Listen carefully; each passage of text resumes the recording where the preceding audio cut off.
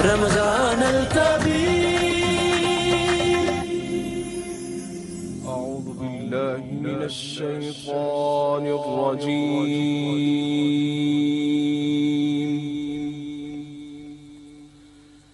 بسم الله الرحمن الرحيم.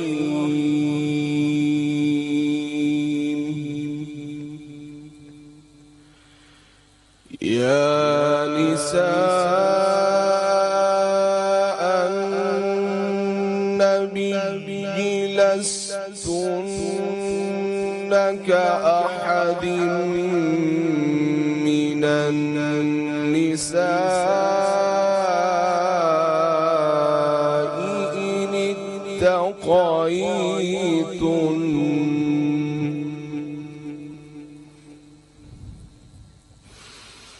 إن اتقيتن فلا تخضعن بالقول فيطمع الذي في قلبه مرض وقلن قولا معروفا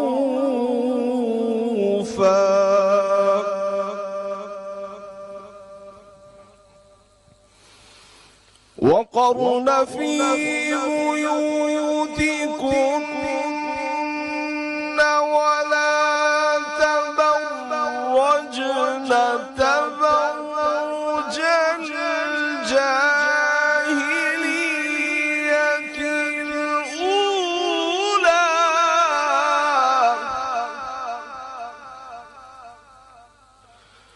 وأقمنا الصلاة وآتينا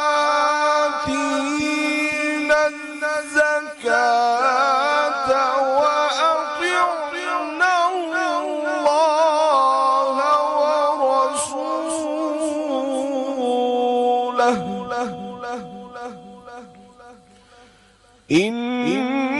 إنما يريد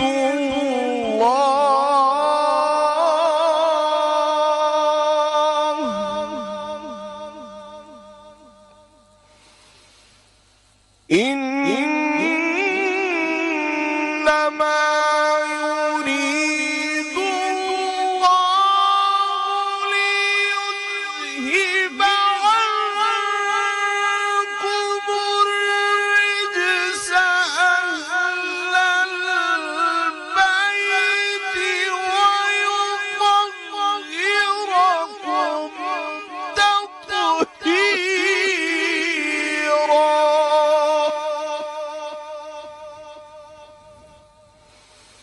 وأقمنا الصلاة وآتينا الزكاة وأطعنا الله ورسوله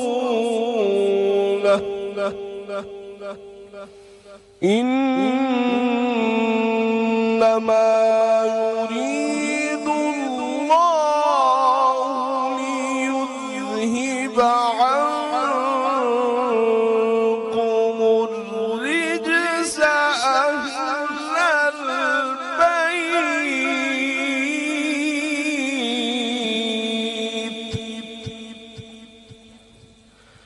أهل البيت ويطهركم تطهيرا. صدق الله العلي العظيم.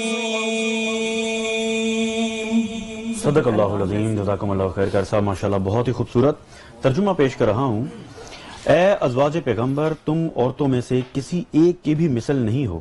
اگر تم پرہیزگار رہنا چاہتی ہو تو مردوں سے حسب ضرورت بات کرنے میں نرم لہجہ اختیار نہ کرنا کہ جس کے دل میں نفاق کی بیماری ہے کہیں وہ لالچ نہ کرنے لگے، اور ہمیشہ شک اور لچک سے محفوظ بات کرنا اور اپنے گھروں میں سکون سے قیام پذیر رہنا.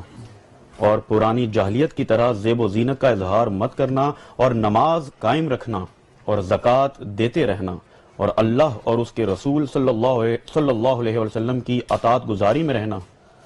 بس اللہ یہی چاہتا ہے کہ اے رسول صلی اللہ علیہ وسلم کے اہل بیت تم سے ہر قسم کے گناہ کا میل اور شک و نقص کی گرج تک دور کر دے اور تمہیں کامل طہارت سے نواز کر بالکل پاک صاف کر دے۔ بے شک، آمین آمین۔ بہت ہی خوبصورت۔ اپنے تمام ویورز کو، دیکھنے والوں کو سب سے پہلے تو سلام۔ رمضان الکبیر کی ایک خصوصی افطار ٹرانسمیشن میں آپ کو خوش آمدید۔ میں ہوں فضا ریاض اور میرے ساتھ ہیں محمد رضوان صاحب اور قاری نعمان سیفی نے بہت ہی پیاری قرآن مجید کی تلاوت کی ہے جس کا ترجمہ رضوان نے بتایا، اور اس میں اللہ تعالیٰ نے اس تلاوت میں اس آیت میں مطلب جینے کا ڈھنگ سنگ سب بتا دیا ہے، کس طرح رہنا ہے ایک عورت نے، کس طرح اپنی عزت کو محفوظ کرنا ہے، اور اگر آپ کو باہر نکلنا بھی پڑتا ہے تو اپنا لہجہ کتنا تلخ ہونا چاہیے ہے، کتنی سختی ہونی چاہیے کہ کسی دوسرے کے دل میں کوئی گمان یا کوئی شک پیدا نہ ہو جائے۔ مطلب ہر چیز کا جینے کا ڈھنگ اور طریقہ، اسی وجہ سے تو ہے اسلام ایک مکمل ضابطہ حیات ہے، ایک مکمل دین ہے، ہمیں سکھاتا ہے۔ اور آج کا دن بڑی عظمت والا ہے۔ حضرت امام حسن علیہ السلام کی آج ولادت کا دن ہے، ان کے آج ولادت کا جشن منا رہے ہیں تمام اہل محبت جو ان سے کرنے والے ہیں، تمام مسلمان۔ اور 15واں رمضان بھی ہے اور آدھا جو ماہ رمضان ہے، ماہ مبارک ہے، وہ بھی گزر چکا ہے۔ اب اس کے بعد تو اب آہستہ آہستہ جو ہے روزے کم ہی ہونے ہیں، اور یہ مغفرت کا عشرہ ہے، جتنی توبہ کر سکتے ہیں، جتنی مغفرت کر سکتے ہیں، استغفر زیادہ سے زیادہ کیجئے، کیونکہ پتہ نہیں کس ٹائم، کس گھڑی، کس موقع پر اللہ تعالیٰ رحمان و رحیم ہو اور ہمیں بخش دے، ہماری قبولیت ہو جائے۔ آمین۔ اور جس طرح آپ نے بتایا کہ یہ اب دن کم ہی ہونے ہیں اور یہ گزرتے جائیں گے۔ آج 15واں روزہ ہے ناظرین، پوری آب و تاب کے ساتھ دوسرا عشرہ گزر رہا ہے۔ استغفر اللہ ربی من کل ذنب واتوب الیہ۔ آج 15واں روزہ ہے، آج یوم ولادت حضرت امام حسن رضی اللہ تعالیٰ عنہ ہے۔ میں خاص طور پر آج اس پر بات بھی کرنا چاہتا ہوں، اور آج جو ہمارا اسکالر سیگمنٹ ہوگا خصوصی طور پر ان کی شان کے حوالے سے ہم بات کریں گے۔ مگر ناظرین، یہ جو ہماری ٹرانسمیشن ہے، یا میرے جیسے کتنے ہی لوگ مل کر ہم بات کریں، ہم ان کی شان بیان نہیں کر سکتے، وہ اتنی عظیم ہستی ہیں۔ ناظرین، آپ نواسہ رسول صلی اللہ علیہ وسلم ہیں، آپ حضور کی آنکھوں کے نور ہیں، اور حضور جن کو فرماتے اپنا پھول ہیں، حضرت امام حسن رضی اللہ تعالیٰ عنہ۔ اور فضا، جب حضرت امام حسن کی بات ہوتی ہے تو آپ یہ دیکھیے کہ حضور کہتے ہیں کہ میرے جگر کے ٹکڑے ہیں حضرت امام حسن اور حضرت امام حسین، تو ان کی شان اقدس میں آج اپنے اسکالر سیگمنٹ میں بات انہوں نے اللہ تعالیٰ سے کیا دعا کی، اتنی خوبصورت دعا کہ اللہ میں ان سے محبت کرتا ہوں، تو بھی ان سے محبت، اور جو ان سے محبت کرتا تو بھی ان سے محبت کرتا۔ کتنی خوبصورت دعا ہے کہ مطلب صرف ان سے آپ کی عقیدت اور محبت، اللہ تعالیٰ آپ سے محبت کرے گا۔ کتنی خوبصورت دعا نبی کریم صلی اللہ علیہ وسلم نے مانگی ہے۔ اور بے شک ان کا اخلاق کی بات کر لیں تو بہترین اخلاق، آپ صبر و استقامت کی بات کر لیں تو بہترین صبر، اور ان کو مشابہ کہا جاتا تھا، حضور صلی اللہ علیہ وسلم سے سب سے زیادہ تشبیہ رکھتے تھے، اور ان کو دیکھ کے صحابہ کرام فرماتے ہیں ہمیں یہی لگتا تھا جیسے حضور تشریف لا رہے ہیں۔ حضرت امام حسن کو دیکھ کے ایسے لگتا تھا کہ جیسے نبی کریم صلی اللہ علیہ وسلم تشریف لا رہے ہیں۔ ان کے سر سے جو پیٹ تک حصہ تھا وہ نبی کریم صلی اللہ علیہ وسلم سے مشابہ دیتا تھا، اور پھر پیٹ سے آگے ٹانگوں سے پاؤں تک کا جو حصہ تھا امام حسین علیہ السلام سے تشبیہ دیتا تھا نبی کریم، مطلب مکمل ایسے لگتا تھا کہ جیسے نبی کریم صلی اللہ علیہ وسلم کی ذات ہے۔ تو آج 15ویں رمضان المبارک میں ہم ان کو بھی یاد کریں گے، ان کی شان میں بھی کوشش کریں گے کہ زیادہ سے زیادہ جان سکے، نہ صرف جان سکے بلکہ کچھ ایسے پہلو جن کو ہم اپنا سکیں۔ صرف محبت کا اظہار کر دینا الفاظ سے کافی نہیں ہوتا، پتہ تو جب چلتا ہے جب آپ عملاً کچھ کر کے دکھاتے ہیں، تو جب عملاً کچھ کر کے دکھائیں گے پھر پتہ چلے گا کہ کسی سے کتنی محبت اور عقیدت ہے۔ اور بالکل فضا، آپ دیکھیں کہ جب حضرت امام حسن تشریف لاتے ہیں دنیا میں تو اس عرش پر کسی کا نام حسن نہیں ہوتا، اور وہ کیوں نہیں ہوتا؟ کیونکہ اس سے پہلے حسن ہی نہیں ہوتے یہاں پر۔ تو جناب یہ ان کی شان ہے، اور یہ ان کے لیے خاص، ان کے لیے یہ نام رکھا گیا حضرت حسن کرم اللہ وجہہ۔ تو قوالی پیش کریں گے جناب، عرفان اور دانش دونوں برادران ہمارے درمیان موجود ہیں، بہت ہی خوبصورت کلام پیش کرتے ہیں، اور پہلے بھی ہمارے پاس تشریف لاتے ہیں۔ آج کون سا کلام پیش کر رہے ہیں؟ جی آج ہم حمد باری تعالیٰ سے قوالی کا آغاز کریں گے۔ حمد باری تعالیٰ سے آغاز کر رہے ہیں، سبحان اللہ۔ رمضان الکبیر۔ ناظرین، بریک کے بعد آپ کا خیر مقدم ہے، اور آپ رمضان کی خصوصی نشریات رمضان الکبیر دیکھ رہے ہیں۔ ناظرین، آج بات ہو رہی ہے حضرت سیدنا امام حسن رضی اللہ تعالیٰ عنہ کی شان کے حوالے سے یقیناً ہم اپنے اس ٹرانسمیشن میں شان بیان تو نہیں کر سکتے، مگر اپنی بساط کے مطابق جو حصہ ڈال سکتے ہیں ہم اس کی کوشش کریں گے۔ سرکار دو عالم سردار دو عالم صلی اللہ علیہ وسلم فرماتے ہیں کہ اللہ میں اس سے محبت کرتا ہوں، تو بھی اس سے محبت کر، اور جو اس سے محبت کرتا ہے تو اس سے بھی محبت کر۔ اللہ اکبر۔ یعنی اللہ سرکار دو عالم صلی اللہ علیہ وسلم کی اس قدر محبت، اس قدر قربت جو ہے وہ حضرت امام حسن رضی اللہ تعالیٰ عنہ کے ساتھ ہے۔ ہمیں سیگمنٹ میں سکولرز نے جوائن کیا ہے، ہمارے درمیان ممتاز سکولرز موجود ہیں، اینکر پرسن بھی ہیں اور انسپریشنل سپیکر بھی ہیں، سکولر بھی ہیں۔ جناب حافظ محمد عثمان صاحب انہوں نے ہمیں جوائن کیا، آپ کو خوش آمدید کہتے ہیں، اور انہی کے ساتھ ساتھ ہمیں جوائن کیا ہے علامہ سبطین نقوی صاحب نے، آپ کو بھی پروگرام میں خوش آمدید کہتے ہیں۔ آپ صاحب آپ کی جانب آئیں گے، کیا کہیں گے؟ سب سے پہلے تو آج جو ہمیں یوم ولادت باسعادت نصیب ہوا، حضرت امام حسن رضی اللہ تعالیٰ عنہ کے حوالے سے ان کی شان اقدس میں کس طرح سے روشنی ڈالیں گے؟ بسم اللہ الرحمن الرحیم، رب اشرح لی صدری ویسر لی امری واحلل عقدۃ من لسانی یفقہوا قولی، رب زدنی علما رب زدنی علما رب زدنی علما۔ 15 رمضان المبارک 3 ہجری کو نواسہ رسول، جگر گوشہ بطول، فرزند مولا علی اور برادر امام علی مقام سورہ کوثر کی تفسیر بن کر اس دنیا میں تشریف لائے۔ جب ہم حضرت امام حسن رضی اللہ تعالی عنہ کے مقام کی بات کرتے ہیں تو آپ یہ دیکھیے کہ جب تشریف لاتے ہیں تو سرکار دو عالم صلی اللہ تعالی علیہ وآلہ وسلم کی خوشی کی انتہا نہ رہی کہ آپ کبھی ان کا ماتھا چومتے ہیں، کبھی ان کے لب چومتے ہیں، اور کبھی آپ ان کے دائیں کان میں خود اذان دیتے ہیں اور بائیں کان میں اقامت فرماتے ہیں، اپنی زبان مبارک ان کے منہ میں دے کر ان کو لعاب، ان کی جس کو ہم گٹتی کہتے ہیں، وہ دیتے ہیں۔ سبحان اللہ۔ پوری زندگی جو 7 سال آپ کی قربت کے ان کے ساتھ ہیں، اس میں جو تعبیر ہے وہ صرف اور صرف مہر محبت اور شفقت کے ہیں، اور سرکار نے اپنے ساتھ ان کیسے جوڑ کر رکھا، اور یہی وجہ ہے کہ آپ برملا یہ فرمایا کرتے تھے، جیسا بھی آپ نے بھی فرمایا کہ اللہ پاک میں اس سے محبت کرتا ہوں، تو بھی اس سے محبت کر، اور جو اس سے محبت کرے تو اس سے بھی محبت کر۔ اور یہی وجہ ہے کہ کبھی ہم دیکھتے ہیں کہ سرکار جب تھوڑی سی عمر ان کے بڑھنے کے بعد ان کو مسجد میں اپنے ساتھ لاتے ہیں، کبھی ان کے کندھے پر بیٹھ جانے پر اپنا سجدہ طویل فرما دیتے ہیں، تو کبھی جب اپنے کندھوں پر سوار ہو کر مدینے کی گلیوں میں جاتے ہیں تو ایسے میں کوئی پوچھتا ہے کہ واہ کیا سواری ہے، تو سرکار فرماتے ہیں سوار بھی تو دیکھو۔ اور کبھی آپ ان کے کندھے پر سوار کرنے کے بعد خود پوچھتے ہیں تمہارا اونٹ کیسا ہے۔ تو آپ یہ دیکھیے کہ سرکار کا ان کے ساتھ جو محبت اور ان کے ساتھ جو لطافت، اس کی بے مثال کہانیاں موجود ہیں۔ ہم لوگ من حیث القوم اگر میں بات کروں امت مسلمہ، تو ایک گلہ کرتا ہوں بڑے ادب کے ساتھ کہ جتنا حضرت امام حسن کا مقام اور ان کی فضیلت بیان ہونی چاہیے وہ کوئی بھی نہیں کر سکا۔ صحیح بات۔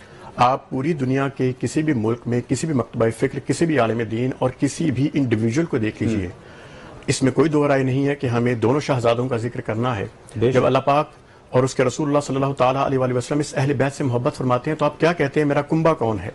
آپ نے اپنے 4 لوگوں کا ذکر کیا۔ جب حضرت خاتون جنت رضی اللہ تعالیٰ عنہ، حضرت مولا کائنات رضی اللہ تعالیٰ عنہ اور شہزادگان کی جب بات کرتے ہیں تو اس میں حضرت امام حسن پہلے آتے ہیں، لیکن ان کا ذکر اس طریقے سے نہیں کیا جاتا۔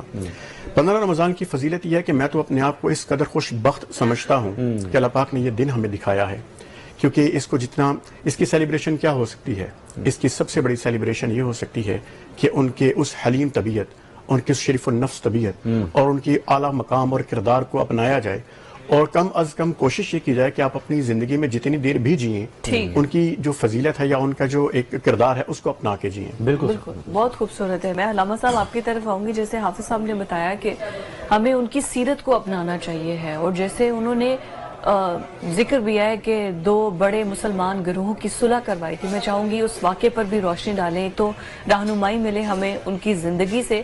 اور دوسرا جو ینگسٹرز ہیں یوزلی، اسپیشلی جو اب کی یوتھ، پاکستان کی زیادہ تر یوتھ تو ینگسٹرز ہیں، تو ینگسٹرز کو ان کی زندگی سے کون سی ایسی چیزیں ہیں، جو خصوصیات ہیں جو کہ اپنانی چاہیے ہیں، کیونکہ وہ جنت کے جوانوں کے سردار ہیں۔ اعوذ باللہ من الشیطان الرجیم، بسم اللہ الرحمن الرحیم، وبہ نستعین، وصلی اللہ علی محمد وآلہ الطاہرین، اللہم صلی علی محمد وآل محمد۔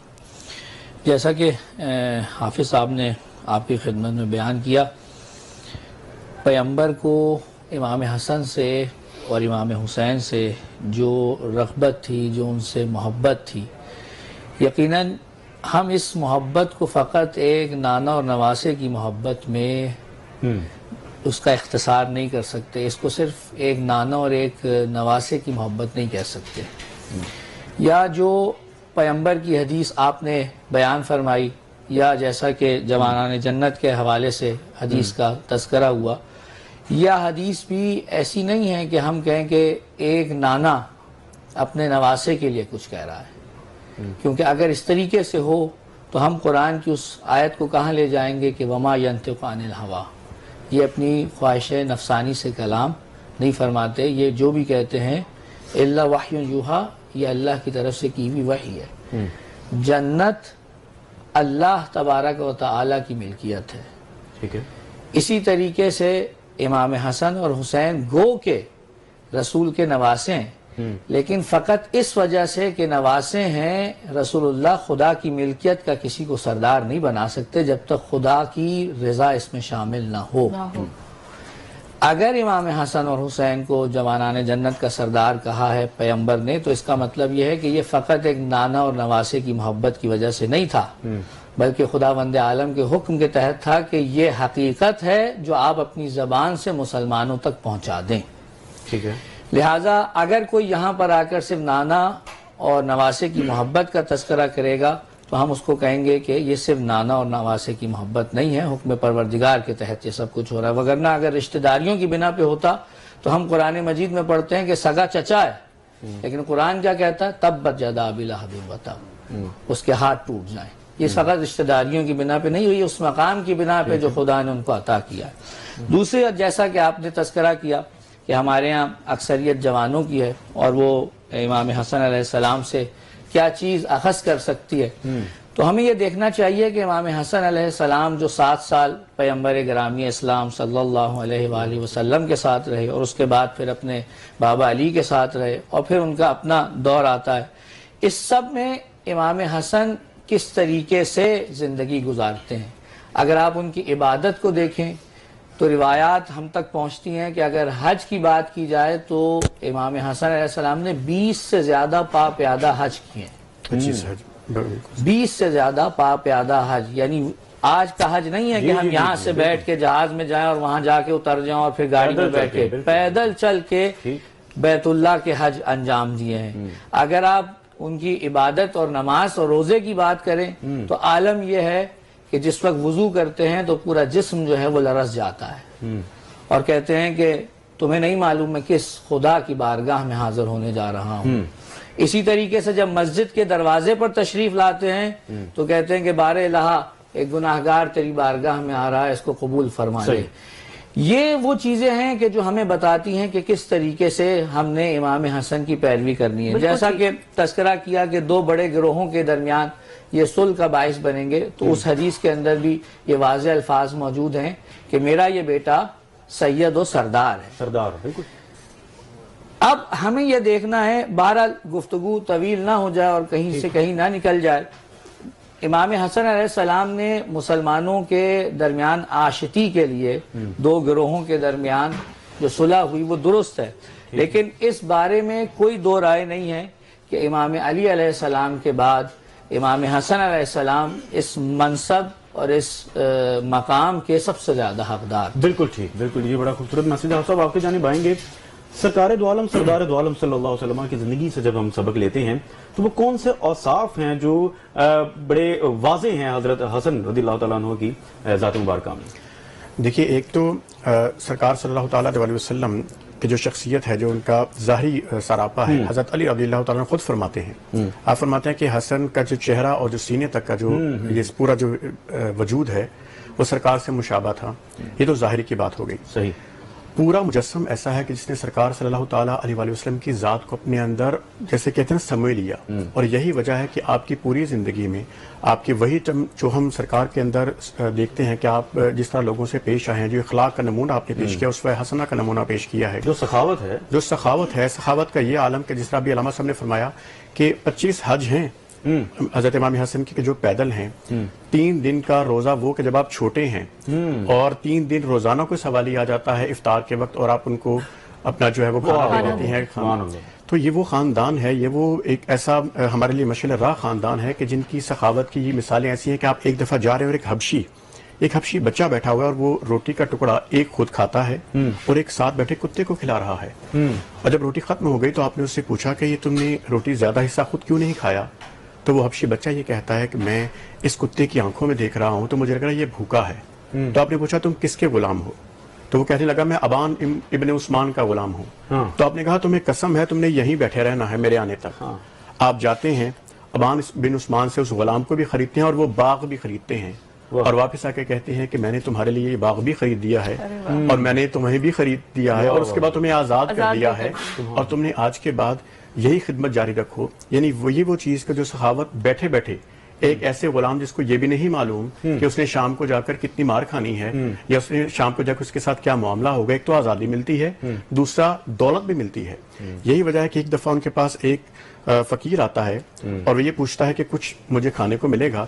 تو آپ فرماتے ہیں کہ یہاں بیٹھ جاؤ اور تھوڑی دیر کے بعد 3000 دینار آتے ہیں.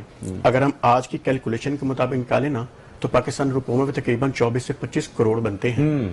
تو آپ کے پاس 3000 دینار آتے ہیں اور 3000 کے 3000 ہی اس کو دے دیتے ہیں کیونکہ اپنے پاس کبھی کچھ رکھا نہیں. ایسے بے شمار واقعات موجود ہیں کہ جب آپ نے اپنے پاس آیا ہوا سارا ہی معلوم کو دے دیا. اور جس طرف آپ نے ابھی سوال کا ذکر کیا تھا کہ جب آپ ممبر رسول صلی اللہ تعالیٰ علیہ وسلم پر بیٹھتے ہیں اور حضرت عبداللہ ابن عباس رضی اللہ تعالیٰ عنہ اس روایت کرتے ہیں کہ یہ میرا بیٹا یہ سردار 2 گروہوں میں صلح کروائے گا اور وہ جو صلح ہوئی ہے جو 6 مہینے آپ کی خلافت کے بعد, تو یاد رکھیے تاریخ اور آپ کو پڑھیے 20 سال تک امن رہا ہے. 20 سال تک امن رہا ہے اور یہ انہی کے برکت سے ہے. یہ بہت ہی خوبصورت گفتگو کا سلسلہ اسی طرح جاری رہے گا, مگر ابھی وقت تو ایک شارٹ بریک کا, آپ کہیں مت جائیے گا. رمضان الکبیر.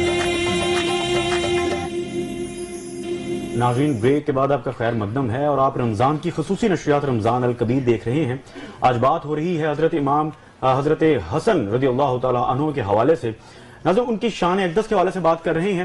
ان کے حسب نسب کی جب ہم بات کرتے ہیں, سرکار کونین سردار کونین حضرت محمد مصطفیٰ صلی اللہ علیہ وسلم ہیں اور ان کے والد گرامی جو ہیں شیر خدا ہیں, والدہ خاتون جنت رضی اللہ تعالیٰ عنہ ہیں. اور جب ان کی ذات کی بات ہوتی ہے, ان کے بھائی کی بات ہوتی ہے تو سرداران جوانان جنت ہیں. ہمارے ساتھ حافظ صاحب موجود ہیں, ان سے جانیں گے ان کے حسب نسب کے حوالے سے کس طرح سے بیان کریں گے اور آج کے نوجوان جو ہیں وہ تربیت جس طرح کی ان کی ہوئی اور ہمیں کیا سبق ملتا ہے, کہتے ہیں. دیکھیے, یہ وہ حسب اور نسب ہے کہ جب سرکار دو عالم صلی اللہ تعالیٰ علیہ وآلہ وسلم خود یہ ارشاد فرماتے ہیں کہ ہر ایک کا نسب اس کے بیٹے سے چلتا ہے. میرا نسب میری بیٹی فاطمہ اور اس کے بعد میرے ان 2 بیٹوں سے چلے گا.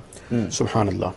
حسب نسب کے بعد سیرت و کردار اور عادات و اطوار کی جب ہم بات کرتے ہیں, زہد و تقویٰ کی بات کرتے ہیں, تو ہمیں ان کی پوری جو شخصیت ہے اس کو صرف آج کے نوجوان ہی کیوں, ہر وہ شخص جس کی سانسیں چل رہی ہیں, خواہ وہ عمر کے کسی بھی حصے میں ہے, لیکن اگر آپ بالعموم کے بعد بالخصوص کی بات کریں نوجوان, تو اس ملک میں 68% نوجوان ہیں. اور اگر مسلم امہ کی بات کریں تو نوجوانوں کی بڑی کثیر تعداد موجود ہے کہ جن کو اس وقت مطالعے کی ضرورت ہے حضرت امام حسن کے کردار کی. جو سب سے بڑا مسئلہ درپیش ہے, اگر ہم پاکستان کے مجموعی اور معروضی حالات کی بات کریں تو ہمارے نوجوان نسل کا مطالعہ نہیں ہے. ہماری کالجز یونیورسٹیز میں ہر ادارے کو اس میں کنٹریبیوٹ کرنا چاہیے کہ یہ سیدھے, جب ہم ہیروز کی بات کرتے ہیں, کیا ہمیں ہیروز کو پڑھنے کے لیے کہیں اور جانے کی ضرورت ہے؟ ہمارا دین اسلام, دین فطرت, دین حنیف, ہمارے پاس سرکار صلی اللہ تعالیٰ علیہ وآلہ وسلم اس خاندان کے بعد ان کے رفقا اور ان کے صحابہ کرام کی صورت میں اتنی طویل فہرست موجود ہے کہ جن کو پڑھنے کے بعد آپ انڈیویجول حیثیت سے, ذاتی حیثیت سے نکل کر اس کے بعد آپ معاشرتی حیثیت میں بحیثیت مجموعی اور منحص الامہ آپ اس کے اندر آگے جا سکتے ہیں اور ہر چیز کو دنیا کو لیڈ کر سکتے ہیں. تو میسیج اس کے اندر نوجوانوں کے لیے یہی ہے کہ کوشش کیجیے کہ سیرت امام حسن, سیرت امام حسین, اس کو جس قدر مطالعہ آپ کر سکتے ہیں کریں, تاکہ اس کو اپنے اندر لے کر آئیے. اور آنے والی جو نوجوان نسل کے بعد جو اگلی نسل ہے, ہمارا سب سے بڑا جو کردار ہوتا ہے نا, وہ اگلی نسل کو تیار کرنا ہوتا ہے. اور اگلی نسل کو تیار کرنے کے لیے آپ کو یہ سمجھنا ہوگا کہ آپ نے اپنے ہیروز کا تعین ہے وہ کیسے کر رکھا ہے. بالکل ٹھیک ہو گیا, بڑی خوبصورت بات. اچھا علامہ صاحب, میں چاہوں گی کہ جس طرح حافظ عثمان نے ہمیں بتایا ہے, ہمارے میں کمیاں کوتاہیاں تو ہے نا, ہر چیز ہم استاد پر ڈال دیتے ہیں کہ ٹیچر جو اسکول میں سکھا دے گا وہی. کہاں کمی ہے ہماری پیرنٹنگ میں یا ہمارے مساجد کے اندر اس طریقے سے بچوں کو ہمارے ہیروز کے بارے میں پڑھایا نہیں جاتا کہ انہیں پتہ چل سکے کہ حضرت امام حسن کی کیسی شان ہے, حضرت امام حسین کی کیسی شان ہے. بسم اللہ الرحمن الرحیم. میں اپنی گفتگو کا آغاز ایک چھوٹے سے واقعے سے کروں گا. جی. امام حسن علیہ السلام گھر تشریف لاتے ہیں اور حضرت زہرا سلام اللہ علیہ سے فرماتے ہیں کہ آج نانا نے مسجد میں یہ خطبہ ارشاد فرمایا اور بالکل ویسے ہی جیسے رسول بیان فرماتے تھے ویسے آ کر گھر میں بیان فرمایا. تو جب وہ بیان فرما چکے تو جناب زہرا نے مولا علی علیہ السلام سے ذکر کیا کہ آج تو یہ مسجد کے اندر خطبہ ہوا تھا، اور کہا تو آپ کو کیسے پتہ چلا؟ کہا مجھے عین مین ہوں بہو ویسے ہی جیسے بابا نے خطبہ دیا تھا حسن نے آ کے سنایا ہے. تو امام حسن علیہ السلام جب چلے جاتے ہیں مولا علی کہتے ہیں کہ اچھا اب اگلی دفعہ جب ایسا ہوگا تو میں بھی یہ سننے کی خواہش کا اظہار کرتے ہیں کہ میں بھی یہ سنوں گا. مولا علی ایک دن آتے ہیں، وہ دروازے کے پیچھے بیٹھ جاتے ہیں اور امام حسن جب تشریف لاتے ہیں اور بیان کرنا شروع کرتے ہیں تو اب بیچ میں کہیں 2-4 مرتبہ لقنات آتی ہے زبان میں، کہیں رکتے ہیں. تو حضرت زہرا فرماتی ہیں کہ بیٹا آج ویسی بات نہیں ہو رہی جیسے پہلے بیان کرتے تھے. تو وہ ارشاد فرماتے ہیں کہ ایسا لگتا ہے آج مجھے کوئی میرا بڑا دیکھ رہا ہے.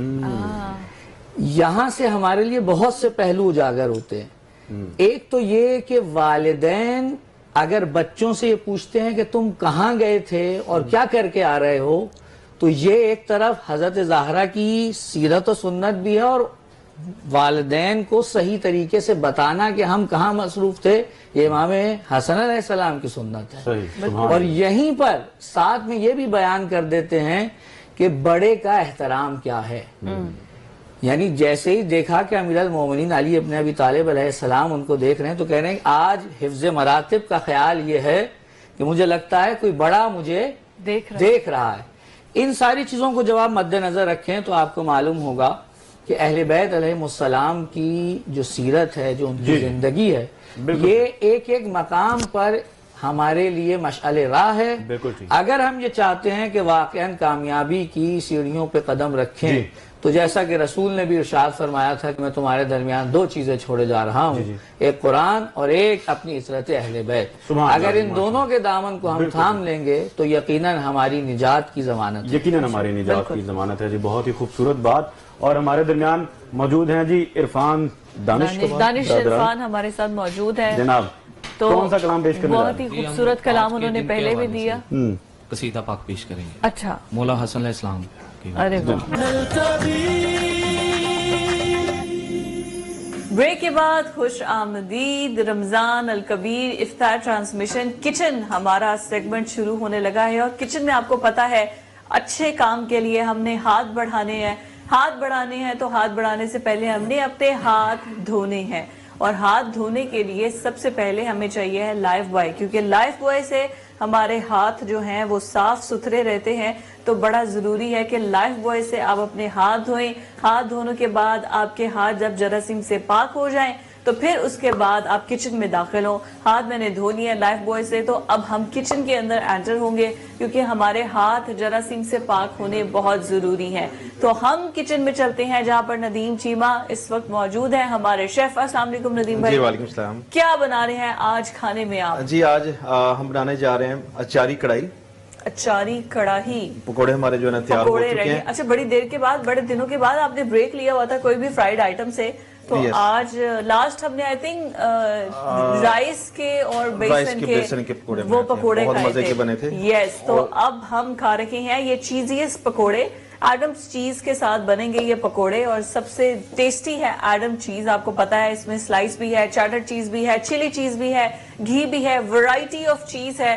تو آپ کو جو بھی پسند ہے، برگرز ہیں یا پکوڑاز، آپ کے کھانے میں جائے گی ایڈم کی چیز. تو ہم اچار، یہ پانی بوائل ہو رہا ہے، یہ میں نے پانی تھوڑا سا رکھا ہے. اچھا جی. کیا سب سے پہلے اس میں ڈال جی دیں؟ اب اس میں جو ہے نا ثابت پیاز ڈالیں گے 2 پیس، اور اچار. اچھا اچار ڈال دیا، ٹماٹر ڈال دیا، ادرک ڈال دیا، ہری مرچ، اور اب ہم سب کچھ اس میں ڈال دیں گے. اچھا جی. یہ ہے اس کے اندر ٹماٹر ہے، پیاز ہے، ادرک ہے، ہری مرچی ہے، اور ساتھ میں ہم نے اس میں چکن ڈال دیا ہے. کو واش کیا ہوا اچھی طرح سے. پانی بوائل ہو رہا تھا، بوائلنگ پوائنٹ کے اوپر یہ ساری چیزیں ڈال دی ہیں، اور اس کے ساتھ ہم اس میں سپائسز جو ہے نا اسپائسز بھی ساتھ ہی ڈال دیں گے. اسے کریں گے گرینڈ. چکن کو جو ہے نا سائڈ پہ کریں گے، اور جو باقی مسالہ جات ہوں گے اسے کریں گے گرینڈ. اوکے. تو یہ ہمارے پاس red chilli 1 teaspoon, 1 teaspoon, salt 1 teaspoon, salt 1 teaspoon, اور اس میں ہم ڈالیں گے دال چینی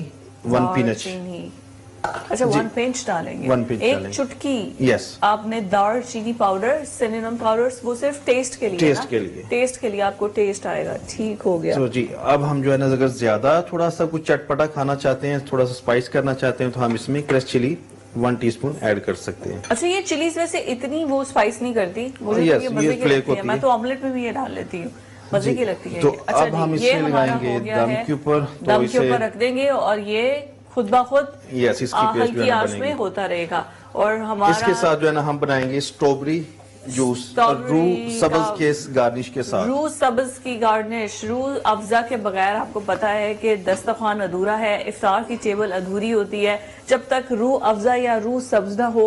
और अब तो रूह सब्ज के साथ साथ ये देखें, ये टिन पैक में भी आ गया है। So the tin pack qualities कि अगर आप कहीं लेट हो रही हैं इफ्तार में, तो ये अपनी गाड़ी में अपने बैग में साथ ले जाएं और इससे रास्ते में भी आप रोजा इफ्तार कर सकते हैं, क्योंकि रूह अफ़ज़ा के बगैर रोजा जो है ना वो अधूरा होता है। वो हाँ हर किसी को चाहिए होता है, हर घर में हर खाने की टेबल में आपको रूह अफ़ज़ा जरूर मिलेगा। तो ये अच्छी, वैसे मुझे ये अच्छा आइडिया लगा कि अगर आप कहीं पे कुछ भी ले रहे हैं तो टिन पैक में भी आपके पास रूह अफ़ज़ा आ गया है, आप इसको जो है वो कहीं पे भी लेके जा सकते हैं। अच्छा जी, हमारे यहाँ पर स्ट्रॉबेरी का जूस रेडी हो रहा है और इसके अंदर जी हमने मैंने इसमें शुगर डाली है 5। शुगर, एक तो आप चीनी बहुत ज्यादा, आप चाहते हैं कि हम सब मोटे हो जाएं, क्यों इतनी चीनी डालते हैं आप नदीम भाई, हमें इतनी चीनी वाला क्यों आप जूस पिलाते हैं? जो है ना आपका अच्छा, ये 5 स्मूदी की तरह बन जाएगा Yes. जी, ये बन जाएगी। इसमें स्ट्रॉबेरी ऐड की है और साथ में क्रश की हुई बर्फ जो है वो ऐड की है और अब इसमें पानी से इसको भर दिया है फुल। तो ये स्ट्रॉबेरी ये बन जाएगी एक स्मूदी की तरह। लेट्स सी, ये हमारे पास रूह अफ़ज़ा की गार्निश से स्ट्रॉबेरी जूस हम रेडी कर रहे हैं। अपनी पसंद के मुताबिक आप इसमें मीठा ऐड करना चाहें तो कर दें, नहीं ऐड करना तो ना ऐड करें। लेकिन पहले आपने जो भी खाने के लिए बर्तन का इस्तेमाल करते हैं, जैसे आपने हाथ धोए हैं, वैसे अपने बर्तन भी साफ सुथरे इस्तेमाल करें। और साफ सुथरे बर्तनों के लिए विम, आपको पता है कि विम लॉन्ग बार बर्तनों की जमी हुई मैल चिकनाई, इसमें जो लीमू और नमक है जिसके पेस्ट से और जिसको यूज करके ये बनाया जाता है, तो जितनी जमी हुई चिकनाई होती है, क्योंकि अगर जम्स आपके खाने के बर्तनों में रहेंगे तो वही जम्स आपके अंदर जाएंगे। तो अपने बर्तनों को बिल्कुल नीट एंड क्लीन करें, जमी हुई चिकनाई से पाक साफ करें अपने बर्तनों को। यहाँ पर हमारी स्ट्रॉबेरी जूस रेडी हो गया है। यस, ये जी हमारा, ये है जी हमारा स्ट्रॉबेरी जूस और इसको हमने रूह सब्ज के साथ जो है वो गार्निश किया है और साथ में हमारे पकोड़े रेडी हैं। पकोड़े हमने आज पकोड़े कैसे बनाए हैं? पकोड़े हमने किस चीज के बनाए हैं? ये आलू के पोटैटोज और पालक और अच्छा बाकी जी। इसमें जो स्पाइसेस थे। बाकी जो इसमें स्पाइसेस अच्छा, थे। इससे लास्ट पे जो है ना तड़का लगाएंगे अचारी कढ़ाई को एडम घी का, एडम घी का, देसी घी अचारी का। कढ़ाई को, और एडम्स का Last देसी घी, Yes. प्योर देसी घी है और इसको आपने एंड पे जो है वो तड़का लगाना है। अच्छा, तड़के लगाते हुए छींटे उड़ जाती हैं और छींटे उड़ते हुए आपके कपड़े हो जाते हैं गंदे। Yes, और मैं क्या तो- करें उसका? सर्फ एक्सेल है ना, सर्फ एक्सेल है Yes. ना, जिद्दी दागों के लिए सर्फ एक्सेल है ना, तो आपने घबराना नहीं है अगर तड़का लगाते हुए छींटे उड़ते हैं और आपके कपड़े गंदे हो जाते हैं। पहले तो जरा एहतियात करें, थोड़ा दूर रह के आप तड़का लगाएं। लेकिन अगर आप ज्यादा ही खाने के करीब जाके उसको कुक कर रहे हैं और तड़के की छींटे आती हैं, तो आपने घबराना नहीं है, क्योंकि सर्फ एक्सेल जिद्दी दागों के लिए है। Yes. तो अचारी गोश्त हम खाएंगे, बॉयल आ चुका है, उबाल इसमें आ चुका है और उसके बाद कोक के साथ तो मजा आ जाएगा इसको, अचारी गोश्त को आज खाने का। आज तो इफ्तार होने जा रहा है बहुत ही मजेदार, तो हम अचारी गोश्त और कोक ये दोनों एंजॉय करेंगे इफ्तार में। और उसके साथ पकोड़े और रूह अफ़ज़ा तो है, हमारा ड्रिंक भी रेडी हो चुका है। यहाँ पर मुझे जाना एक ब्रेक पर, स्टे विद अस।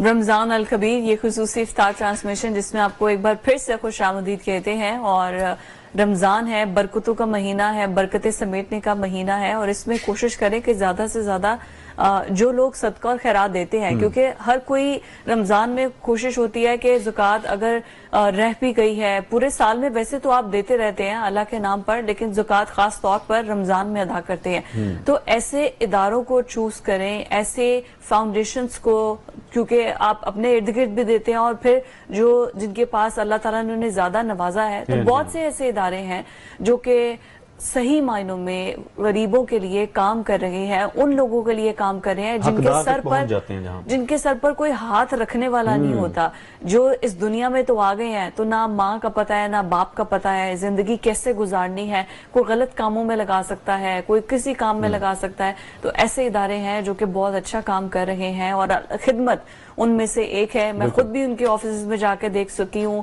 وہ کس طریقے سے کام کر رہے ہیں، ان کی مینجمنٹ کیسی ہے، انتہائی خوبصورت انداز میں وہ پورا میکنزم ایک لے کر چلتے ہیں. تو اس سے بڑی خوشی ہوتی ہے کہ ہمارے ملک کے اندر ایسے لوگ موجود ہیں جو کہ ایسے نیک کام کر رہے ہیں، ایسی فاؤنڈیشنز موجود ہیں. تو ہمارے ساتھ نائب صدر الخدمت فاؤنڈیشن ذکر اللہ مجاہد صاحب نے آج ہمیں جوائن کیا ہے. سر بہت شکریہ آپ کی آمد کے لیے. اور ہمارے ساتھ آپ نے دیکھے، اب آپ نے ڈر نہیں جانا، آپ نے یونیفارم دیکھ کے ڈر نہیں جانا، کیونکہ ہم وردی دیکھ کے نا اکثر لوگ ڈر جاتے ہیں، لیکن ہمارے ساتھ آج اے ایس آئی ضرور موجود ہیں، لیکن یہ کوئی پولیس کی یا کوئی اس طریقے سے کوئی تلقین دینے کے لیے نہیں آئے. ثنا خان مصطفیٰ کی حیثیت. سبحان اللہ. اچھا، میں ناصر مدنی صاحب نے ہمیں جوائن کیا ہے. آئی ایم ویری ہیپی کہ آپ آئے ہیں. ہمارے پولیس کا ایک یہ روپ بھی، یہ چہرہ بھی ہمیں دیکھنے کو ملا ہے، بیکاز ہم لوگ جیسے انسان ہیں، آپ لوگ بھی تو ویسے ہی انسان ہیں نا. تو مجھے واقعی بڑی خوشی ہوئی ہے کہ آپ آئے ہیں نعت رسول مقبول صلی اللہ علیہ وسلم کے لیے. بس اب یہاں پہ ہم لوگوں پہ کوئی کیس بنا کے نہیں جانا. یہ ایک امیج بنا ہوا ہے اس طرح سے ناصر بھائی. اصل میں گزارش یہ ہے کہ یہ امیج بنا ہوا ہے نہیں. یہ مائک کی بات ہے. جی ٹھیک ہے، آپ بات کریں. یہ امیج بنا ہوا ہے پیارے بھائی، ہے نہیں. آپ امیجن کریں نا، سردیوں کی ٹھٹتی راتوں میں 20 کلو کی بلٹ پروف جیکٹ، 7-8 کلو کا بلٹ پروف ہیلمٹ، 10 کلو کی گن لے کے آپ سو رہے ہوتے ہیں، سڑکوں پر گشت کر رہے ہوتے ہیں، اور خون جما دینے والی سردی ہوتی ہے. ٹھیک ہے، آپ مسجد میں آرام سے نماز پڑھ رہے ہیں، باہر ایک گن مین کھڑا ہوا ہے، بالکل ایسے بم دھماکہ ہو تو پولیس سب سے پہلے اسی کو، آپ کے بچے پتنگ اڑائیں تو پولیس، ون ویلنگ کریں تو پولیس، کوئی جرم کرے تو پولیس، اللہ نہ کرے ایکسیڈنٹ ہو تو پولیس. آپ لوگوں کی وجہ سے ہی ہم لوگ محفوظ ہیں. میں ایک آپشن دے رہا ہوں، صرف 2 گھنٹے کے لیے. بڑے خوبصورت دوست میرے پاس بیٹھے الخدمت فاؤنڈیشن سے، صرف 2 گھنٹے کے لیے اعلان کر دے گورنمنٹ کہ پولیس کی آج پراپر چھٹی ہے. آج پولیس 2 گھنٹے مکمل چوروں کی موجیں کروانا چاہ رہے ہیں. ایمانداری سے بتائیں، آپ اس جگہ پہ بیٹھ سکیں گے؟ نہیں، بالکل نہیں. تو یہ ہماری پولیس ہی ہے جنہوں نے ہمیں سیف رکھا ہوا ہے، اور ان سے ہم آگے چل کر نعت رسول مقبول صلی اللہ علیہ وسلم وہ بھی سنیں گے. اور میں مجاہد صاحب آپ کی طرف آتی ہوں. الخدمت فاؤنڈیشن، یہ سفر تو بڑا طویل ہے، بڑا لمبا ہے، بڑا خوبصورت یہ سفر ہے، اور آپ لوگ بڑے احسن طریقے سے یہ کام کر رہے ہیں. آج کل میں پوچھنا چاہوں گی کیا مصروف سارا دن فاؤنڈیشن میں ہی رہتا ہے؟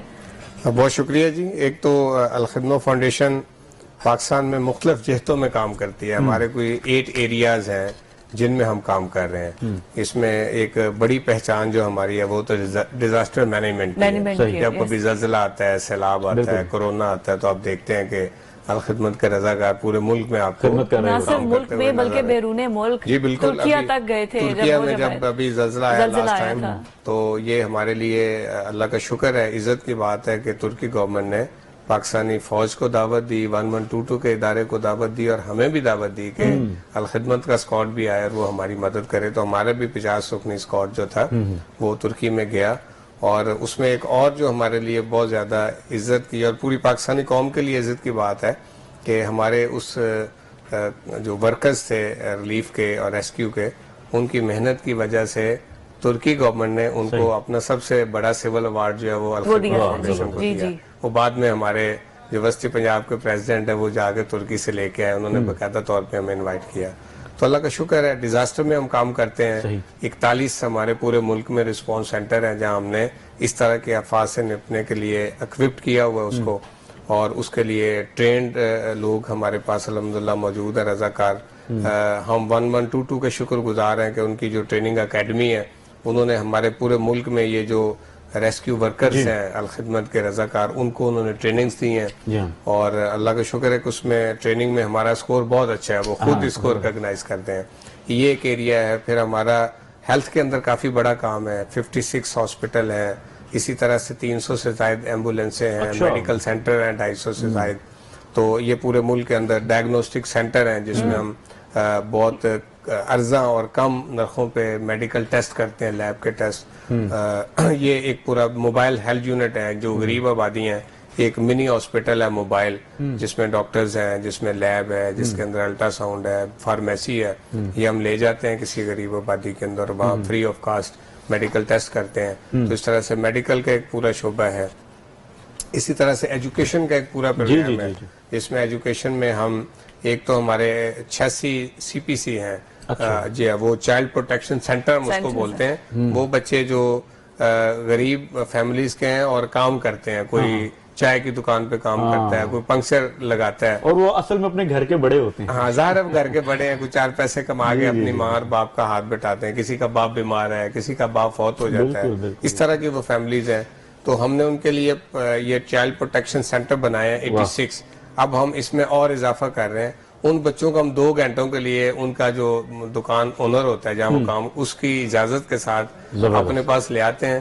ان کو کوئی کھلاتے پلاتے بھی ہیں تاکہ وہ خوش بھی ہوں، اور 2 گھنٹے پھر ہم ان کو پڑھاتے ہیں تاکہ ان کو لکھنا پڑھنا ہے. اور اچھا اس میں خوبصورتی یہ بھی ہے کہ جو بچے پھر مائل ہو جاتے ہیں پڑھائی کی طرف، ان کو پھر ہم وہ کام چھڑواتے ہیں اس کی ماں اور باپ کی اجازت کے ساتھ، اور اس کو کنونشن اسکول میں پھر لے آتے ہیں. تو یہ ایک پروگرام ہے ہمارا CPC کا. اسی طرح سے سکولز ہیں ہمارے پورے پاکستان میں غریب آبادیوں میں، جو ہمارے روایتی سکول ہیں میٹرک کے مڈل کے، وہ کام کر رہے ہیں. اسی طرح سے جو بچے میٹرک کر گئے اور پڑھنا چاہتے ہیں لیکن غریب فیملیز کے ہیں، وہ ان کے والدین انہیں آگے پڑھا نہیں سکتے کالج میں یونیورسٹی میں، تو ان کے لیے ہمارا الخدمت اسکالرشپ پروگرام ہے، اور وہ آن لائن ہے. کوئی بچہ بھی اس پہ جا کے جو ڈیزرونگ ہے وہ رجسٹرڈ ہو، پھر ہم اس کو کال کرتے ہیں، اس کا انٹرویو کرتے ہیں، اور واقعتاً اگر وہ جینوئن ہوتا ہے تو پھر اس کی فی ہم پے کرتے ہیں. اب تک 7000 بچے جو ہیں ان تک ہم یہ اسکالرشپ پہنچا چکے ہیں. اس سال 2024 میں کچھ 1600 سے زائد بچے ہیں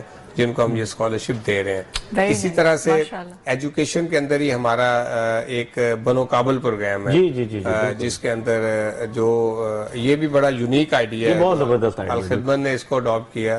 وہ آئیڈیا یہ ہے کہ کچھ لوگ تو پڑھ نہیں سکتے لیکن کچھ پڑھ لکھ لیتے ہیں، انہوں نے ڈگری کر لی اور BA کر لیا، اب جاب نہیں ہے اور وہ گھر میں بیٹھے ہوئے ہیں. ماں باپ نے ان پہ پیسے لگا دیے ہیں، تعلیم ویسے ہی مہنگی ہے. جو ماں باپ اپنے بچے کو ڈگری کرواتے ہیں تو وہ ایک دفعہ تو رل جاتے ہیں. اب وہ بچے کو جاب نہیں مل رہی اور وہ گھر میں بیٹھا ہوا ہے. ماں باپ دن رات کوستے ہیں کہ تمہیں پڑھا لکھا دیا تم کرتے کچھ نہیں ہو. اچھا بچہ خود مایوسی کا شکار ہوتا ہے کہ یار میں کچھ بھی نہیں کر پا رہا، جاب نہیں مل رہی، میں کیسے، فرسٹریشن ایک بڑھتی ہے بچوں میں.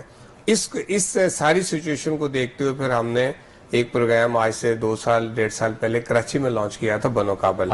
تو وہ اللہ نے اس کو بڑی سکسیس دی. آپ اندازہ کریں کہ اس وقت بھی کراچی میں 4 کورسز ہو چکے ہیں، 50,000 بچے اور بچیاں وہ کورسز کر چکے ہیں، اور 2 لاکھ بچے ابھی صرف کراچی میں رجسٹرڈ ہیں جن کو اگلے سال میں ہم نے یہ کورسز. اور یہ اصل میں اسکل ڈیولپمنٹ ہے، سافٹ اسکل دا، یہ ہے سافٹ اسکل.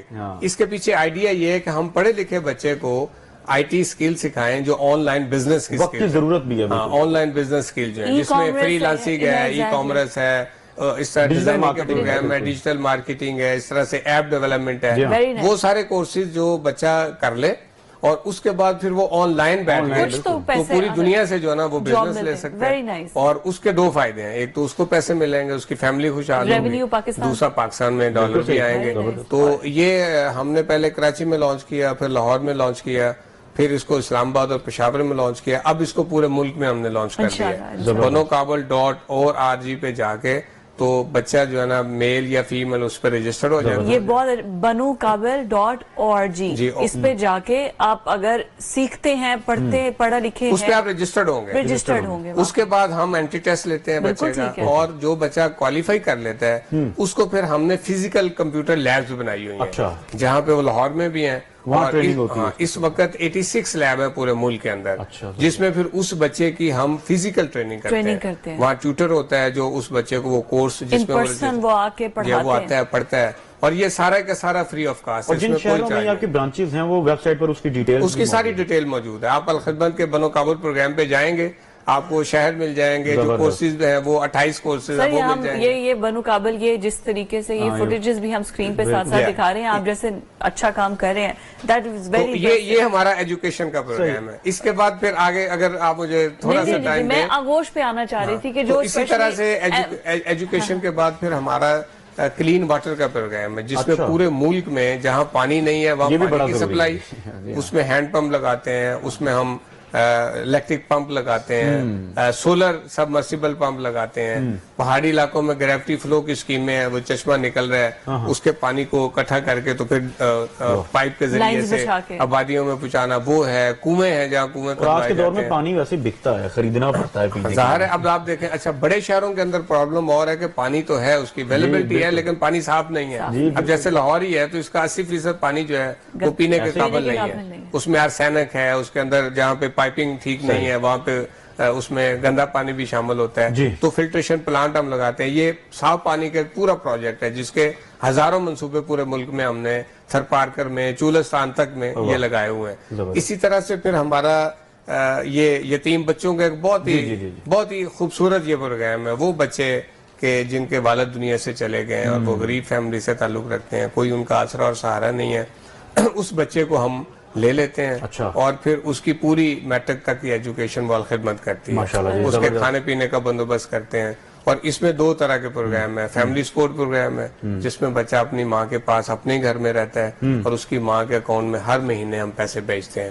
اور دوسرا آغوش ہے جس میں ایک پورا سینٹر ہے اور جس میں بچے کو ہم آپٹ کر لیتے ہیں اس کی ماں کی اجازت کے ساتھ. وہ نرسری سے لے کے میٹرک تک پھر ہمارے پاس رہتا ہے. اس کا کھانا پینا کپڑے رہائش تعلیم وہ 100% الخدمت. اللہ پاک آپ کے اس کام میں برکت ڈالے اور آپ کو جزائے خیر دے اس کی، کیونکہ اللہ بہترین جزا دینے والا ہے. بے شک ہماری گفتگو اسی طریقے سے چل رہی ہے، آگے بھی چلتی رہے گی، مزید بھی ہم بات کریں گے. لیکن مدنی صاحب آپ کی جو ہے وہ نعت، ابھی آپ کوئی کلام پیش، کیا کلام ہمیں سنانے جا رہے ہیں؟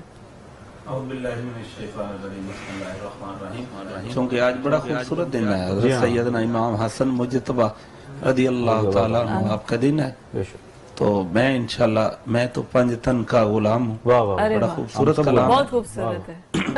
اور ایک اور میں میسیج دینا چاہتا ہوں. خدمت کے ساتھ بیٹھا ہوں.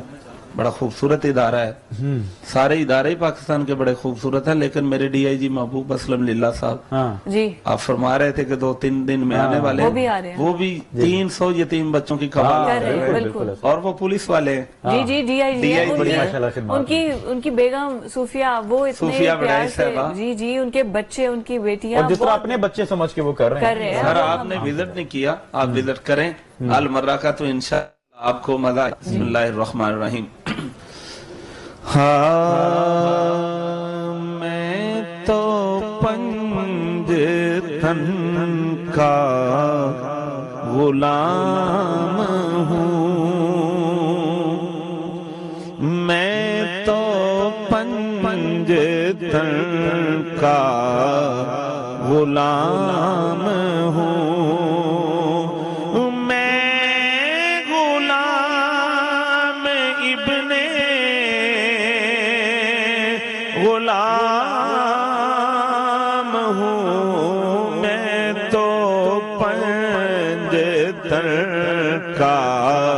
غلام ہوں مجھے عشق ہے تو خدا سے ہے،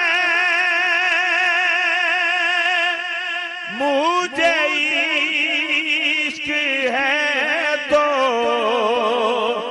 رسول سے، مجھے عشق ہے تو علی سے ہے، مجھے عشق ہے تو حسن سے ہے، مجھے عشق ہے تو حسین سے، میں تو پنجتن کا غلام ہوں.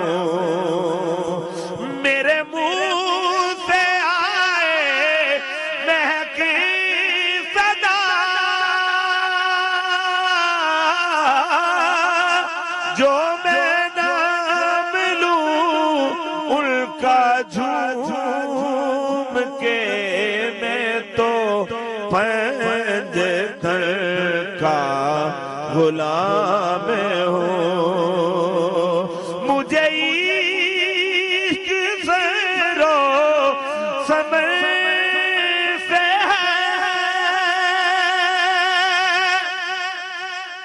मुझे इश्क सारे। ब्रेक के बाद आपका खैर मकदम है और आप रमज़ान की खसूसी नशरियात रमज़ान अल-कबीर देख रहे हैं।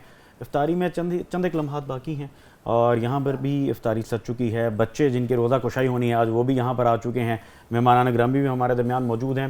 नाज़रीन, आज की जो मेरी वार्डरोब है इसको खसूसी तौर पर स्पॉन्सर किया है दुल्हा एंड दुल्हन चॉइस ने, जो कि लाहौर, गुलबर्ग, लिबर्टी में बड़ा मशहूर नाम है, बड़ा ज़बरदस्त नफीस काम करते हैं और ख़ास तौर पर जो वेडिंग सीज़न जब आता है तो उनके लिए बड़ी ज़बरदस्त मलबूसात, शेरवानी और इस तरह के ब्राइडल ड्रेसेस भी बड़ी ज़बरदस्त इनके होते हैं।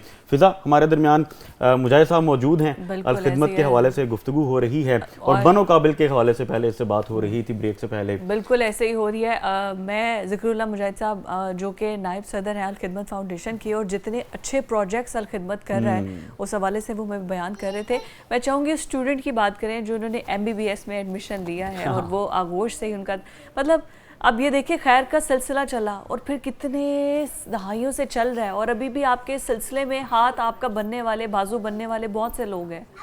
देखिए प्रोग्राम तो सारे ही जो भी खैर के काम है सारे ही अच्छे होते हैं, अल्लाह उनसे खुश होता है, उसके बंदों की खिदमत करने का हुक्म भी हमारे आका ने हमें दिया है। लेकिन जो यतीम बच्चों की कफालत का प्रोग्राम है ये सच्ची बात ही है कि ये बड़ा ही दिल को छूने वाला प्रोग्राम है। आप देखें कि दुख तो सारे बुरे होते हैं लेकिन यतीमी का दुख बहुत इंसान को जो ना जो रुलाने वाला दुख है। और यतीमी के बारे में तो आप देखें ना कि खुद हमारे आका दो जहां सल्लल्लाहु अलैहि वसल्लम भी इस दुनिया में बतौर यतीम आए। हज़रत अली मौला रज़ियल्लाहु अन्हु ने अपनी वसीयत में कहा कि यतीमों का ख्याल तो रखना। उसमें अल्लाह के नबी सल्लल्लाहु अलैहि वसल्लम ने बहुत सारी चीज़ों में ताकीद की है लेकिन यतीम की कफालत के बारे में तो बहुत ज़्यादा ताकीद की है। अल्लाह के प्यारे नबी सल्लल्लाहु अलैहि वसल्लम फरमाया कि जिस घर में यतीम हो और वहाँ उससे हुस्न सलूक ना किया जाए तो वो दुनिया का बदतरीन घर है। फिर आपने फरमाया कि जो किसी यतीम बच्चे की कफालत करता है और उसके सर पे दस्ते शफ़क़त रखता है और वो जन्नत में ऐसे मेरे साथ होगा। ये आका ने अपनी दो उंगलियां मिला के दिखाई। फिर अल्लाह के प्यारे नबी सल्लल्लाहु अलैहि वसल्लम ने ये फरमाया कि यतीम पे सिर्फ उस शफ़क़त का हाथ ही रखना उसके सर पे, उसका इतना अजर है कि जितने बाल उस हाथ के नीचे आएंगे अल्लाह उतनी नेकियां तुम्हें देगा। तो यानी यतीमी का जो दर्द था उसको आका खुद महसूस करते थे, इसलिए फिर आपने यतीम बच्चों की कफालत का हुक्म भी दिया है। अच्छा, दूसरा इसका पहलू ये है कि देखें माशरे में जिन फैमिलीज़ के पास तो वसाइल हैं तो बाप चला भी गया है तो चलो उन वसाइल की बुनियाद पे वो माँ जो है अपने बच्चों को पाल लेगी। लेकिन अगर वसाइल ही नहीं है, वो फैमिली पहले ही गरीब है और कमाने वाला अगर चला गया है और जो दूसरे ख़ानदान के लोग हैं वो भी इस काबिल नहीं है कि वो अपनी फैमिली को संभाले या यतीम बच्चों को संभालें, तो मुझे बताएं उनका वाली वारिस फिर कौन है। तो ये वो है एक पूरा समझे दुख भरा एक जो मंज़र है कि जिसमें अल खिदमत ने फिर इस काम का बीड़ा उठाया कि 2005 का जब ज़लज़ला आया था तो उसमें काफ़ी तबाही हुई पाकिस्तान के अंदर और बालाकोट से लेकर तो कश्मीर तक आपने देखा कि पूरा बालाकोट शहर पूरे का पूरा तबाह हो गया था। उस मौके पे फिर जो बच्चे यतीम हुए तो उनको अल खिदमत ने पहली दफ़ा इस प्रोग्राम का आगाज़ किया और हमने आगोश अटक बनाया जिसमें उन बच्चों को वहाँ से हमने लेके जिनके वालिद दुनिया से चले गए उनको हमने वहाँ पर रखा। तो अब इस वक्त अल्हम्दुलिल्लाह 30,000 से ज़ायद यतीम बच्चे हैं जिनकी हम कफालत कर रहे हैं। और इसमें दो तरह के प्रोग्राम हैं, एक फैमिली सपोर्ट प्रोग्राम है जिसमें वो बच्चा यतीम, एक बच्चा है या दो बच्चे हैं या तीन बच्चे हैं, वो अपनी माँ के पास ही रहते हैं अपने घर में और हम उसकी मदर के अकाउंट में हर महीने 5,500 भेजते हैं। दूसरे वो बच्चे हैं कि जो अच्छे हैं, ब्रिलियंट हैं, उनका हम टेस्ट लेते हैं और फिर उन बच्चों को हम आगोश में ले आते हैं। ये आगोश एक अकामती इदारा है, रेजिडेंशियल आप समझें एक प्रोजेक्ट है जिसमें बच्चा नर्सरी में हमारे पास आ जाता है और उसका पूरे का पूरा जो ख्याल है वो हम रखते हैं। उसकी खुराक है, उसके कपड़े हैं, उसकी तालीम है, उसकी रहाइश है। तो इसको हमने वैसे तो ये यतीम खाना है लेकिन उसको नाम हमने आगोश दिया कि ये माँ की आगोश है और इसके अंदर फिर उन बच्चों का पूरा ख्याल खैर में अल्लाह ताला आपको इसी तरह ये सिलसिला चलता रहे। हमारे यहाँ पर जो ننھے مہمان ہیں وہ بڑے ایکسائٹیڈ ہیں کہ ہم نے کہانی سننی ہے. تو سر ہماری ٹیچر آنسا روز ہمارے لیے کہانی لے کر آتی ہیں اور ہم بھی ان سے سیکھتے ہیں اور بچے بھی سیکھتے ہیں. تو آج آنسا کون سی کہانی لے کر آئی ہیں؟ جی آج ہمدرد نونہال سے میں بچوں کے لیے ایک بہت ہی دلچسپ کہانی لے کے آئی ہوں. آپ نے کہانی سننی ہے؟ یس جی آج میں آپ کو ایک چھوٹے سے بچے کی کہانی سناتی ہوں. اس کا نام تھا احمر. احمر کی ماما جب بھی اس کو کوئی بھی چیز کھانے کے لیے دیتی تھی تو کہتا تھا مجھے یہ چیز پسند نہیں ہے, کپڑے بھی پسند نہیں, کچھ بھی پسند نہیں آتا تھا. وہ اسکول بھی جاتا تھا نا تو اپنے فرینڈس کے ساتھ بھی چھوٹی چھوٹی باتوں پہ لڑائی کر لیتا تھا. تو ایک دن کیا ہوا, اس کا ایک بہت پیارا دوست تھا, وہ اس سے بہت پیار کرتا تھا لیکن اس سے کبھی کبھی وہ ناراض ہو جاتا تھا, غصہ کرتا تھا, اور جب وہ غصے میں آتا تھا نا تو اس کو کچھ بھی بول دیتا تھا.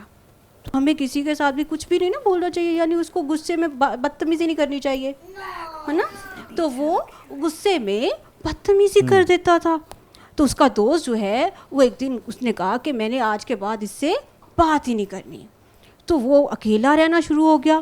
اکیلے تو نہیں نا رہ سکتے ہم, تو اس بچے میں غصے کی عادت تھی نا تو وہ اکیلا رہ گیا. ایک دن وہ بالکل کلاس میں اکیلا بیٹھا ہوا تھا. تو ٹیچر عائشہ نے اس کو دیکھا اور کہا احمر بیٹا کیا ہوا ہے, آپ بہت اداس لگ رہے ہو. تو اس نے کہا کہ میرا کوئی دوست نہیں بنتا. تو انہوں نے کہا کہ میں بتاؤں آپ کا دوست کوئی کیوں نہیں بنتا. آپ نے جاننا کیوں؟ کیونکہ وہ غصہ کرتا تھا. تو ٹیچر نے کہا کہ آپ اپنے غصے پہ کنٹرول کرنا سیکھ جاؤ تو پھر آپ کے سارے دوست بن جائیں گے. اس نے کہا کہ ہم غصے پہ کنٹرول کیسے کر سکتے ہیں, تو مجھے تو ہر بات پہ غصہ آ جاتا ہے, تو میں کیسے کنٹرول کر سکتا ہوں. تو پھر مس عائشہ نے اسے 3 ٹپس دی.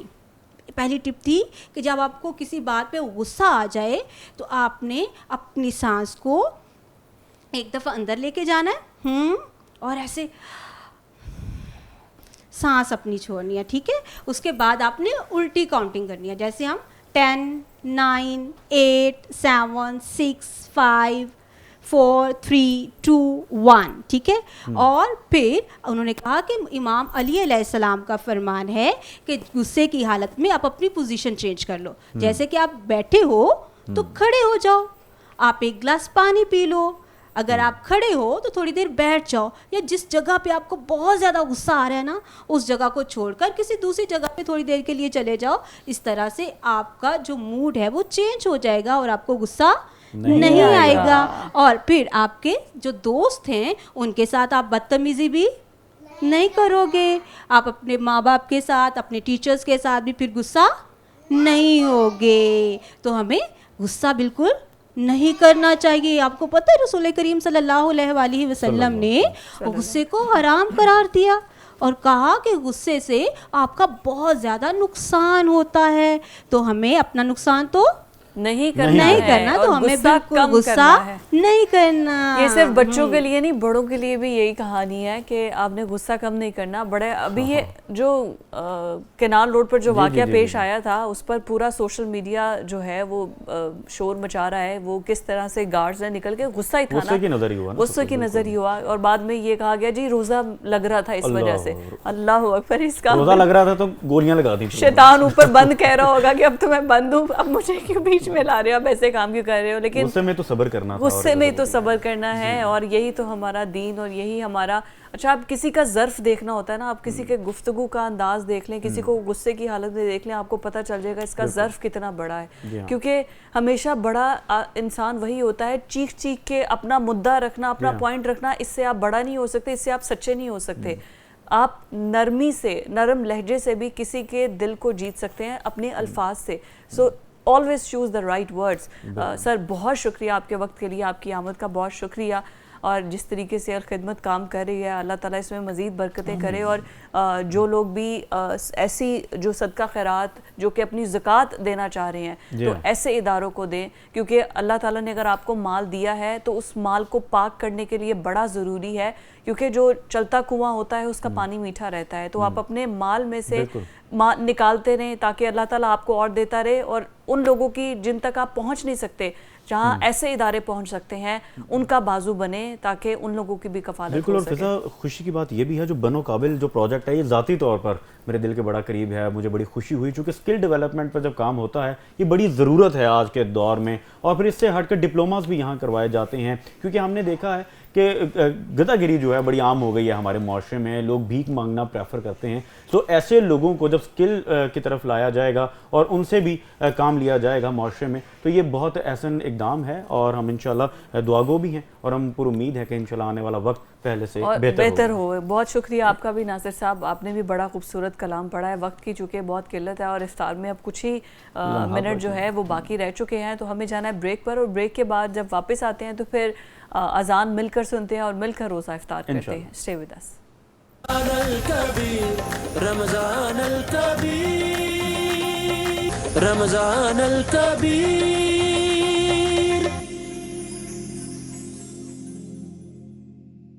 بریک کے بعد خوش آمدید۔ رمضان الکبیر افطار ٹرانسمیشن افطاری ہو چکی ہے، روزہ افطار ہو چکا ہے، 15واں رمضان مبارک جو کہ بڑی اچھے سے خوش اسلوبی سے گزر گیا ہے، اور آج ہم امام حسن علیہ السلام کی ذات مبارکہ پر آج ہم نے بڑا ڈیٹیل ڈسکس کیا ہے، اور خاص طور پر کہ کس طریقے سے نبی کریم صلی اللہ علیہ وسلم نے ان سے محبت فرمائی تھی، اور پھر انہوں نے دو مسلمان بڑے گروہ کی صلح کروائی تھی، اور حالانکہ چاہتے تو یہ ایک چیز بہت، دونوں حضرت امام حسن اور حسین دونوں کی زندگی سے اگر سبق لینا سیکھیں، صرف ایک بات کہ حق کے ساتھ کھڑے ہونا ہے اور صبر سے کام لینا ہے، جو چیز غصے میں یا بہت ہی کوئی غلط فیصلہ لے کر ہو سکتی تھی، آپ نے صبر تحمل سے فیصلہ کیا، اور اس کے بعد دو بڑے مسلمان گروہوں میں صلح کروائی، اور شاید ہمیں بھی یہی تلقین ہے، اور نبی کریم صلی اللہ علیہ وسلم کی ذات جنہوں نے کہا کہ یہ میرے جگر کے ٹکڑے ہیں، آپ یہ دیکھیں کہ جو نبی کریم صلی اللہ علیہ وسلم کی ذات کو بڑے عزیز ہیں، ان کی زندگی بھی مشکلات سے بھری ہوئی تھی، تو ہماری زندگی میں پتہ نہیں روز کتنی مشکلات آتی ہیں، اور ہم سمجھتے ہیں کہ شاید سارے کے سارے دنیا کے غم شاید ہمیں مل گئے ہیں۔ یہ ایک سبق سیکھنے کا ہے کہ مسلسل جو آپ زندگی گزار رہے ہیں، life is not bad of roses, اور اپنے سے نیچے والوں کو دیکھیں تو آپ کو پتا چلے کہ اللہ تعالیٰ نے آپ کو کتنی نعمتیں دی ہیں، ان کا شکر ادا کریں۔ بالکل، اور ہمیں یہ سمجھنا چاہیے کوئی بھی مشکل آتی ہے تو اسے آزمائش سمجھنا چاہیے، کیونکہ آزمائش وہ ہوتی ہے جو آپ کو اللہ کے قریب کر دے۔ ہم مشکل آتے تو اللہ سے دور ہو جاتے ہیں، ہمیں اللہ کے قریب ہونے کے لیے وہ آزمائش ہمیں پیش آتی ہے، لہذا اللہ کے قریب ہوا کریں اور اس کو شکر ادا کیا کریں، کیونکہ مومن کو ایک جو کانٹا بھی چبھتا ہے نا اس کا بھی اجر ہے اللہ کے ہاں، تو ہمیں یہ محسوس کرنا چاہیے، اس پر ایمان رکھنا چاہیے۔ حضرت امام حسن رضی اللہ تعالیٰ عنہ فرماتے ہیں، ان کا قول مبارکہ ہے کہ کسی دشمن سے بدلہ لینے کا بہترین طریقہ یہ ہے کہ اسے معاف کر دیا جائے۔ اللہ اکبر، کیونکہ وہ بڑے لوگ ہیں تو بڑی باتیں ہیں، اور ہمارا کام صرف ان کو فالو کرنا ہے، ہمارا کام یہ ہے کہ جو انہوں نے کہہ دیا وہی ہم کریں، اور یہی ہمارے لیے انشاءاللہ صراط مستقیم ثابت ہوگا۔ اور آج کے دور میں ہم دیکھتے ہیں ناظرین کہ لڑائی جھگڑے ہی بدلے کے بنا پر نسل در نسل چل رہے ہیں، وہ یہ سوچتے ہیں کہ 4 گولیاں انہوں نے ہمیں ماری تھی، ہم 8 گولیاں مارے گئے، انہوں نے 2 بندے ہمارے مارے تھے، ایسے ہی ہو رہا ہے نا، ہم روز خبریں سنتے ہیں، اور یہ بدلے کی آگ جو ہے یہ بڑی خطرناک ہے، یہ آپ کے بچوں کو بھی کھا جاتی ہے، اور سارا مال یہی رہ جانا ہے جس مال کے لیے یہ جو جھگڑے فساد ہو رہے ہیں، جس جھگڑے فساد ہو رہے ہیں وہ سب کچھ یہی رہ جانا ہے۔ لہٰذا ہمیں یہ سبق کو یاد رکھنا ہے، اور رمضان کا، ہمارے دین کا، سرکار کا یہی سبق ہے کہ معاف کر دینے سے ویسے بھی جو معاف کر دیتا ہے اس کی عزت بڑھ جاتی ہے، جو جھک جاتا ہے بظاہر اس کو اللہ کے ہاں اس کو سرخرو کر دیا جاتا ہے۔ اور ویسے بھی جو جینے کا ڈھنگ ہمیں سکھایا جاتا ہے، اس میں کوئی بری بات یا شرم یا آر تو نہیں ہے کہ اگر آپ کسی سے سچ بولیں، کسی سے جھوٹ نہ بولیں، اگر کوئی غلط فہمی ہے اس کو دور کر دیں، یا پھر اگر کوئی جھگڑا ہو گیا ہے تو تھوڑی دیر صبر سے کام لے لیں، اس میں غلط کیا ہے؟ ہمارا دین ہمیں یہی تو سکھا رہا ہے۔ بالکل، اور آپ یہ دیکھیں کہ ہم نا اصل میں ریئیکٹ کرتے ہیں، جبکہ دین میں ہمیں رسپونڈ کرنا سکھایا گیا۔ آپ انتظار کریں، فوری طور پر غصے میں آ کے ہم جو بھی فیصلہ کرتے ہیں، اور ویسے بھی غصے میں تو فیصلہ کوئی کرنا ہی نہیں چاہیے، ہم غصے میں آ کے بدلہ لے لیتے ہیں، بعد میں افسوس بھی ہوتا ہے بہت سارے لوگوں کو۔ آپ ہیومن سائیکالوجی پڑھے، وہ کہتے ہیں کہ غصے سے جیسی چیز ہی کوئی نہیں، صرف آپ کا ریئیکشن ہے۔ اگر صرف 10 سیکنڈ اپنے مائنڈ کو 10 سیکنڈ کے لیے روک لیں تو غصے کے جو ہارمونز ہیں یا آپ کا مائنڈ ریلیز کرتا ہے وہ ہوں گے ہی نہیں، وہ آٹومیٹکلی ختم ہو جائیں گے صرف 10 سیکنڈ کے اندر۔ اور پھر سرکار بھی فرما رہی ہیں کہ اگر آپ غصے میں ہیں، کھڑے ہیں تو بیٹھ جائیں، ٹھیک ہے، اگر آپ غصہ ہے پانی پی لیں۔ تو یہ ہم نے عمل کرنا ہے، ہمارے لیے ہی یہ سب کچھ ہمیں گائیڈ کیا گیا ہے، لہٰذا اس کو فالو کریں۔ اور زندگی بڑی آسان ہے جی، ہم نے کمپلیکیٹ خود کیا ہوا ہے، ہم چھوٹے چھوٹے میٹر کو اتنا زیادہ ہائی لائٹ کر دیتے ہیں، کسی نے ہمیں کچھ کہہ دیا، ہمیں پرانی باتیں یاد کر کے ہم اس پر افسوس بھی کرتے ہیں، ناراض بھی ہوتے ہیں۔ لہٰذا آج کا سبق بھی یہی ہے، حضرت امام حسین رضی اللہ تعالیٰ عنہ سے ہمیں یہی سبق ملتا ہے کہ معاف کر دیا جائے، اسی میں انسان کی بڑائی ہے۔ اب پروگرام کا آج چونکہ وقت ختم ہو رہا ہے، دل تو نہیں چاہ رہا کہ آج پروگرام ختم ہو، مگر انشاءاللہ کل آپ سے ملاقات ضرور ہوگی اور کل ایک نئے ٹاپک کے ساتھ انشاءاللہ حاضر ہوں گے۔ اور آج ہمارے ساتھ اختتام میں موجود ہیں جناب دانش عرفان ہمارے ساتھ موجود ہیں، تو ان کے کلام کے ساتھ ہماری ٹرانسمیشن سے آج کے لیے اجازت آپ سے چاہیں گے۔ کل دوبارہ آئیں گے ایک اچھے موضوع کے ساتھ، اچھی گفتگو کے ساتھ، اچھے نیک نیت کے ساتھ، دل کے ساتھ کہ اللہ تعالیٰ یہ جو ایک سلسلہ شروع ہوا ہے مل کر یاد کرنے کا، اللہ تعالیٰ اسے قبول کرے اور ہمارے بھی اس سے اصلاح ہو اور ہمارے دیکھنے والوں کی بھی۔ تو دانش عرفان کے خوبصورت سے کلام کے ساتھ جو کہ ہمیشہ سما باندھ دیتے ہیں، ان کے کلام کے ساتھ آج کا کلوزنگ۔